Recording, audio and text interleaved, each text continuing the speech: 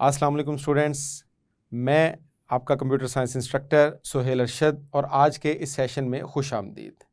Students, आज के इस सेशन में हम डेटाबेस का चैप्टर नंबर 5 स्टार्ट करेंगे। प्रीवियस जो 4 चैप्टर्स हैं उनके अंदर आप डेटाबेस की काफ़ी सारी टर्मिनोलॉजीज़ को डिस्कस कर चुके हैं।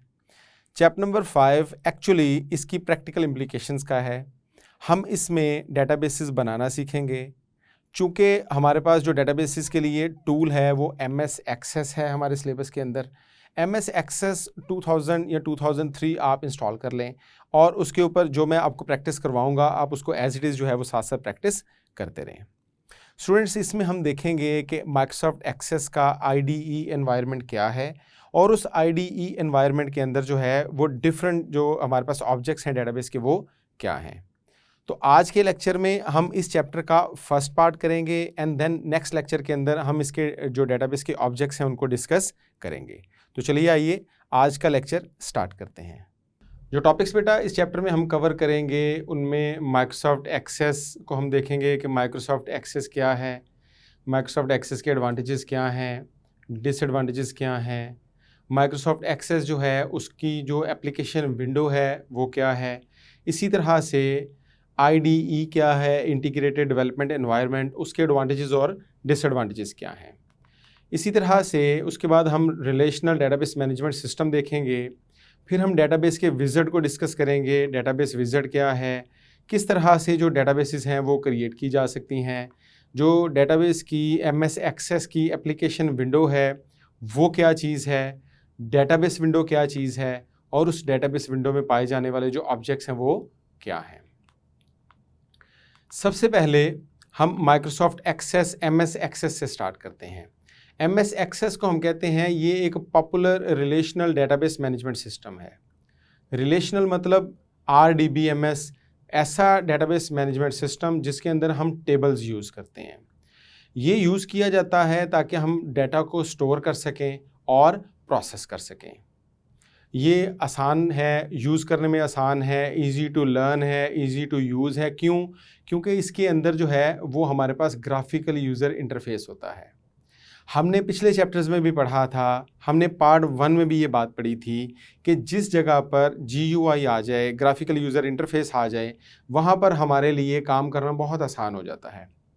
तो MS एक्सेस के अंदर हम अपने टेबल्स, फॉर्म्स, क्यूरीज, रिपोर्ट्स, ये सारी चीज़ें जो हैं ये क्रिएट कर सकते हैं by using graphical user interface. पिछले जो 4 चैप्टर्स थे मैं पहले भी बता चुका हूँ कि उन चैप्टर्स के अंदर आपने डेटाबेस की डिफरेंट टर्मिनोलॉजीज़ डिस्कस की थी। किस तरह से डेटाबेस बनाई जाती है, उसमें कौन कौन सी टर्मिनोलॉजीज़ इस्तेमाल होती हैं, उसके प्रोसेसेस क्या हैं, डेटाबेस डिज़ाइन किस तरह से की जाती है। इसी तरीके से चैप्टर नंबर 4 में हमने नॉर्मलाइजेशन देखी थी कि हम अपने जो टेबल्स होते हैं उनको नॉर्मलाइज किस तरीके से करते हैं। जो डेटाबेस का चैप्टर नंबर 5 है ये बेसिकली प्रैक्टिकल का पहला चैप्टर है। इसमें अब हम डेटाबेस का प्रैक्टिकल करना सीखेंगे कि किस तरीके से जो है वो हम अपनी डेटाबेसेस को जो है वो प्रैक्टिकली यूज़ कर सकते हैं।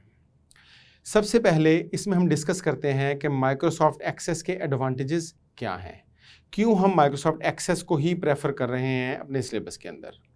माइक्रोसॉफ्ट एक्सेस में बेटा सैम्पल डेटाबेसेस पाई जाती हैं। सैम्पल डेटाबेस का क्या मतलब है? हमारे पास बनी बनाई डेटाबेसेस अवेलेबल हैं जिनको यूज़ करके हम आराम से जो है वो अपने टेबल्स, फॉर्म्स, क्यूरीज, रिपोर्ट्स जो है वो जनरेट कर सकते हैं। इसी तरीके से हमारे पास जो माइक्रोसॉफ्ट एक्सेस का सेकंड एडवांटेज है वो है विज़ार्ड्स का। इसके अंदर विज़ार्ड्स अवेलेबल होते हैं। विज़ार्ड एक ऐसा पावरफुल ज़बरदस्त किस्म का टूल है जिसके अंदर हम स्टेप बाय स्टेप प्रोसीजर्स को फॉलो करते हैं और कोई भी एप्लीकेशन जो है वो क्रिएट कर लेते हैं। उसके बाद तीसरी जो इसका एडवांटेज है माइक्रोसॉफ्ट एक्सेस का सबसे बड़ा वो है इसमें जी अंडरस्टैंड करने की होती है, यानी कि जो आपके माइक्रोसॉफ्ट एक्सेस का स्ट्रक्चर है या जो रिलेशनशिप्स हम क्रिएट करेंगे उसको हम कहते हैं की to understand the database structure. हमने जो रिलेशनशिप्स क्रिएट किए वो रिलेशनशिप्स एक्चुअली हमें इसमें ग्राफिकल यूज़र जो फॉर्मेट है उसके अंदर नज़र आ रहे होंगे, यानी कि हमें साफ नज़र आ रहा होगा कि जो 10 टेबल्स हमने बनाए हैं, जो 10 हमने रिलेशंस बनाए हैं, इन 10 रिलेशंस के जो हमने आपस में रिलेशनशिप्स बनाए हैं, कौन सा टेबल किसके साथ कनेक्ट है, किस टेबल का किसके साथ कौन सा रिलेशनशिप है, ये इसको हम कहते हैं की टू अंडरस्टैंड द स्ट्रक्चर। जब कोई भी पर्सन, कोई भी दूसरा जो सॉफ्टवेयर डेवलपर है वो इस लेआउट को देखेगा तो उसको अंदाज़ा हो जाएगा कि डेटाबेस में कितने टेबल्स हैं और कौन सा टेबल किसके साथ कनेक्टेड है। उसके बाद जो नेक्स्ट एडवांटेज हमारे पास है उसको हम कहते हैं जी Microsoft Office integration. Microsoft Office integration का क्या मतलब है? इसका मतलब है कि जो माइक्रोसॉफ्ट एक्सेस है ये बेसिकली माइक्रोसॉफ्ट की एक प्रोडक्ट है। तो माइक्रोसॉफ्ट ने क्या किया हुआ है, जितनी भी माइक्रोसॉफ्ट की प्रोडक्ट्स हैं उन सारी प्रोडक्ट्स का आपस में इंटीग्रेशन करवाई हुई है। तो हम माइक्रोसॉफ्ट एक्सेस के अंदर रहते हुए वर्ड को यूज़ कर सकते हैं, एक्सेल को यूज़ कर सकते हैं, या माइक्रोसॉफ्ट एक्सेस को माइक्रोसॉफ्ट वर्ड और एक्सेल के साथ एम्बेड करवा सकते हैं। मेल मर्ज जो है वो इसकी एक बड़ी बेसिक सी एग्जांपल है कि हम माइक्रोसॉफ्ट वर्ड के अंदर कोई एक लेटर लिखते हैं, उसके बाद हम एक लिस्ट बना लेते हैं माइक्रोसॉफ्ट एक्सेस के अंदर जिसमें हम स्टूडेंट्स के नाम लिख देते हैं या उनके एड्रेस लिख देते हैं। बाद में हम उन दोनों को आपस में कनेक्ट करवा देते हैं, उसको हम कहते हैं मेल मर्ज। तो वो जो लेटर आपने एक दफ़ा टाइप किया था उस लेटर के मल्टीपल प्रिंट्स निकल आते हैं, हर एक प्रिंट के ऊपर एक अलहदा स्टूडेंट का डेटाबेस से ला के नाम और उसका एड्रेस जो है वो प्रिंट कर दिया जाता है। उसके बाद जो नेक्स्ट हमारे पास एडवांटेज है वो है easier programming. Database management system Microsoft Access जो है ये हमें फैसिलिटी प्रोवाइड करता है ईजियर प्रोग्रामिंग की। इसके अंदर हमारे पास सिंपल कोड्स होते हैं, मैक्रोज होते हैं, इवन हम अगर कोई स्क्रिप्ट्स भी लिखना चाहते हैं तो वो भी विजुअल बेसिक के बड़े बेसिक से जो है वो स्क्रिप्ट्स होते हैं। उसके बाद जो नेक्स्ट इसका इम्पॉर्टेंट एडवांटेज है वो है कॉमन स्टैंडर्ड्स। माइक्रोसॉफ्ट एक्सेस जो है वो कॉमन स्टैंडर्ड्स को फॉलो करती है। उसके अंदर जो स्ट्रक्चर्ड क्यूरी लैंग्वेज इस्तेमाल की जाती है, एसक्यूएल जो इस्तेमाल की जाती है, वो उन कॉमन स्टैंडर्ड्स को फॉलो करती है जिन कॉमन स्टैंडर्ड्स को फॉलो करके बाकी के जो डेटाबेसेस हैं वो बनाए गए हैं। मिसाल के तौर पर आप जो स्ट्रक्चर्ड क्यूरी लैंग्वेज यहाँ पर यूज़ करेंगे वही स्ट्रक्चर्ड क्यूरी लैंग्वेज कल को आप एसक्यूएल सर्वर में यूज़ करेंगे, वही स्ट्रक्चर्ड क्यूरी लैंग्वेज कल को आप ओरेकल में यूज़ करेंगे, वही वाली जो आपके पास एसक्यूएल है, स्ट्रक्चर्ड क्यूरी लैंग्वेज है, आप दुनिया का कोई भी डेटाबेस कल को क्रिएट करेंगे तो उसके अंदर जो स्टैंडर्ड है एसक्यूएल का, कमांड्स लिखने का जो तरीकाकार है वो सब के अंदर क्या है, सेम है। जो नेक्स्ट डेटाबेस का एडवांटेज है आपके पास वो है जी नो रिडंडेंसी। इसमें डुप्लीकेशन ऑफ डाटा नहीं, रिडंडेंट डाटा कहते हैं डुप्लीकेशन होने को। इसके अंदर हमारे पास जो डाटा है वो मल्टीपल फाइल्स में स्टोर नहीं होता, एक ही जगह पर स्टोर होता है, तो हमारे पास जो स्टोरेज मीडियम है वो वेस्ट नहीं होता। और यूज़र जो है उसको भी हम अलाउ करते हैं कि वो अपना डाटा स्टोर कर सकता है विदाउट वेस्टिंग द स्टोरेज या विदाउट रिडंडेंसी। रिडंडेंसी का जो डिसएडवांटेज है वो सिर्फ स्पेस का नहीं है।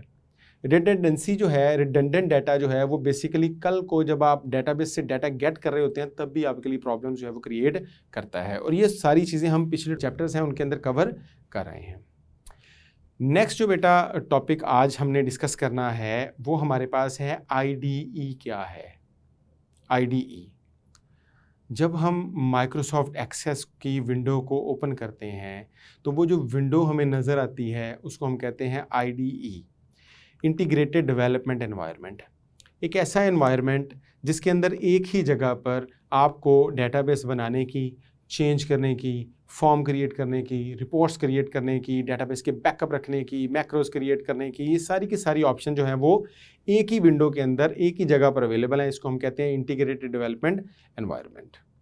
IDE जो है वो हमें फैसिलिटी प्रोवाइड करता है कि हम अपने जो डेटाबेसेस हैं उनको क्रिएट कर सकें मोर ईजीली। क्यों? क्योंकि इसके अंदर ग्राफिकल यूज़र इंटरफेस है और हम पहले ही ये चीज़ डिस्कस कर चुके हैं कि जो ग्राफिकल यूज़र इंटरफेस है, जो GUI है, उसके अंदर क्या होता है, हमारे लिए ऑप्शंस को पिक करना आसान होता है, उनको ड्रैग एंड ड्रॉप करके भी हम अपने काम जो है वो चला सकते हैं। उसके बाद नेक्स्ट जो माइक्रोसॉफ्ट एक्सेस का IDE है उसके अंदर क्या है जी, हमें डिटेल्ड नॉलेज रिक्वायर्ड नहीं होता एप्लीकेशन का। मसलन हमें अगर किसी एप्लीकेशन का बहुत ज़्यादा डिटेल्ड नॉलेज नहीं है, या हमें डेटाबेस को एग्जैक्ट वे में क्रिएट करना नहीं आता, या हमें कमांड्स नहीं आती हैं एसक्यूएल की जिनकी मदद से हम डेटाबेस क्रिएट कर सकते हैं, या डेटाबेस में डाटा सेंड कर सकते हैं, या डेटाबेस में से डाटा जो है वो एक्सट्रैक्ट कर सकते हैं, तो हम क्या करते हैं, हम आईडीई को यूज़ करते हैं और हम ईजीली ये सारे के सारे जो काम है वो परफॉर्म करवा लेते हैं। तो आईडीई जो है उसके एडवांटेजेस क्या हुए? ईजी टू यूज़ है, आपके डेटाबेस के जो क्रिएशन के प्रोसेस को है वो क्या कर देता है, सिंप्लीफाई कर देता है।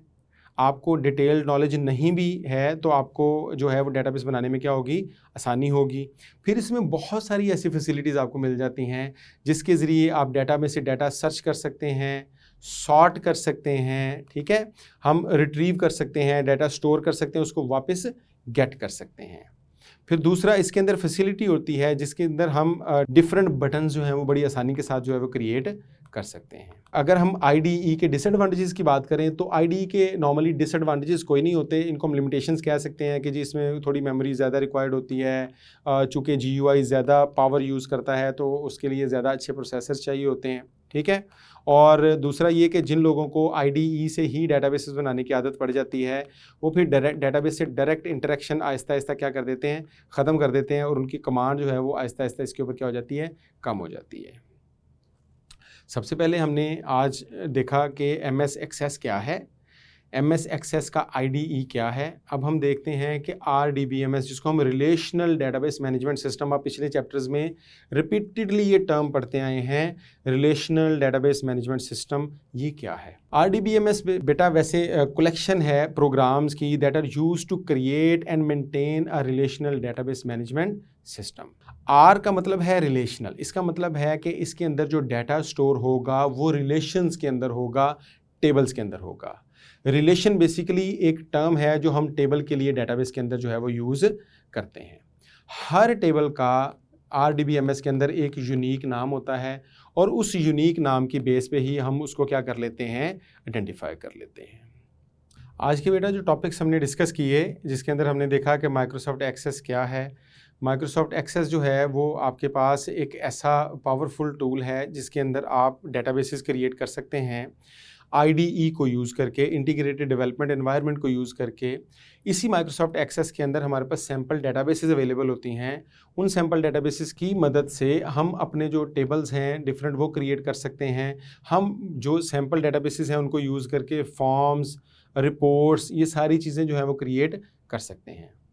तो बेटा अब आपने क्या करना है, अब आपका काम ये है कि आपने माइक्रोसॉफ्ट एक्सेस को डाउनलोड करना है, उसको इंस्टॉल करना है, उसको इंस्टॉल करके आपने उसको यूज़ करके देखना है कि किस तरीके से ये यूज़ की जा सकती है। बेटा माइक्रोसॉफ्ट एक्सेस एक इतना ज़बरदस्त टूल है आपके पास कि अगर आप इसको यूज़ करना शुरू कर दें तो आप अपने घर की छोटी मोटी डेटाबेसेस जो हैं वो खुद ही क्रिएट कर सकते हैं। उसके अलावा ये वाहिद ऐसी डेटाबेस है जिसके ज़रिए हम एक ही जगह पर आपके बैकएंड के टेबल्स भी क्रिएट कर सकते हैं और उसके जो फ्रंट एंड के ऊपर फॉर्म्स हैं, रिपोर्ट्स हैं, क्यूरीज़ हैं, वो सारी की सारी जीयूआई यूज़ करके जो है वो आसानी से क्रिएट कर सकते हैं। इसके अलावा कुछ डेटाबेसेस अवेलेबल हैं जिनमें ये काम हो सकता है लेकिन वो बड़ी हैवी हैं, वो बहुत मुश्किल हैं और उसकी आपको अभी फ़िलहाल ज़रूरत नहीं है। तो एक ऐसी डेटाबेस, एक ऐसा टूल बेटा आपके हाथ में आ गया है जिसको यूज़ करके जो है वो आप नॉर्मल डेटाबेसेस क्रिएट कर सकते हैं जो आप किसी छोटे मोटे स्कूल को या किसी शॉपकीपर को या किसी को भी सेल जो है वो कर सकते हैं। दूसरा ये कि अगर आप इस डेटाबेस को डाउनलोड करके इंस्टॉल नहीं करेंगे, माइक्रोसॉफ्ट ऑफिस का जो ये सॉफ्टवेयर है इसको आप डाउनलोड करके इंस्टॉल नहीं करेंगे तो आपके पास चैप्टर नंबर 6 और चैप्टर नंबर 7 में जितनी मैक्सिमम ऑप्शंस हैं वो सारी की सारी प्रैक्टिकल की हैं। मसलन वहाँ पर जब हम आपको चीज़ें पढ़ा रहे होंगे तो मैक्सिमम हम आपको साथ साथ प्रैक्टिकल करके उनकी ऑप्शंस भी बता रहे होंगे। बल्कि जो नेक्स्ट लेक्चर हमारा होगा इसी चैप्टर का, चैप्टर नंबर 5 का, जब उसके अंदर मैं आपको चीज़ें दिखाऊंगा तो वहाँ पर भी हम स्क्रीन को यूज़ करेंगे, आईडीई के एनवायरनमेंट को यूज़ करेंगे और उस एनवायरनमेंट की मदद से हम सीखेंगे कि ये काम किस तरह से हो रहे हैं। तो सिर्फ देखने से काम नहीं बनेगा, उसके लिए आपको जो है साथ साथ इसको प्रैक्टिस भी करना पड़ेगा। तो उम्मीद है कि आप इसको डाउनलोड करके इंस्टॉल करेंगे। स्टूडेंट्स, आज के लेक्चर में हमने सीखा कि माइक्रोसॉफ्ट एक्सेस क्या है, माइक्रोसॉफ्ट एक्सेस के बेनिफिट्स क्या हैं, माइक्रोसॉफ्ट एक्सेस का आईडीई एनवायरनमेंट क्या है, किस तरीके से हम एक्सेस की जो एप्लीकेशन विंडो है उसको इस्तेमाल कर सकते हैं, उसके अंदर जो डिफरेंट ऑप्शंस हैं उनको हमने यूज़ करके देखा। उसके बाद माइक्रोसॉफ्ट एक्सेस की जो डेटाबेस विंडो है वो क्या है। उम्मीद है आज का लेक्चर जो है वो आपको समझ आ गया होगा। इंशाल्लाह ताला नेक्स्ट लेक्चर के अंदर दोबारा मुलाकात होगी। अल्लाह हाफ़िज़।